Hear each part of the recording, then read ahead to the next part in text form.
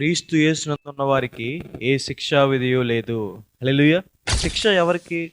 Bible సెలవిస్తుంది, ఆజ్ఞ అతిక్రమించిన వారికి శిక్ష, గర్విష్ఠులకు శిక్ష, అబద్ధాలాడే వారికి, మోసం చేసే వారికి శిక్ష.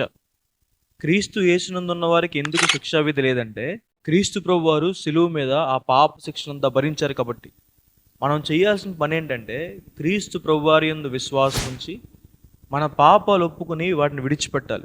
అప్పుడు ఆ శిక్ష, ఆ శాపము కొట్టివేయబడి నిత్య నరకాన్ని నుంచి తప్పించబడి పరలోక రాజ్య వారసులు అవుతాం. క్రీస్తు యేసునందు మనకు కలిగే మేలేంటి?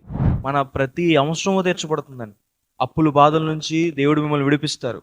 అనారోగ్యం నుంచి దేవుడు మిమ్మల్ని స్వస్థపరుస్తారు. జ్ఞానం కొదువుగా ఉంటే దేవుడు జ్ఞానాన్ని, బుద్ధిని, తెలివిని దేవుడు దయచేస్తారు. అన్ని విషయాల్లో దేవుడు విజయాన్ని అనుగ్రహిస్తారు.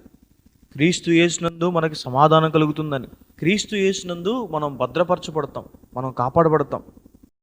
దానియేలుని సింహబోన్లో కాపాడిన దేవుడు, షడ్రక్, మేషక్, అబేద్నెగోలను అగ్నిగుండంలో నుంచి కాపాడిన దేవుడు, మన జీవితంలో ప్రతి కీడు నుంచి కూడా దేవుడు మనల్ని కాపాడతారు.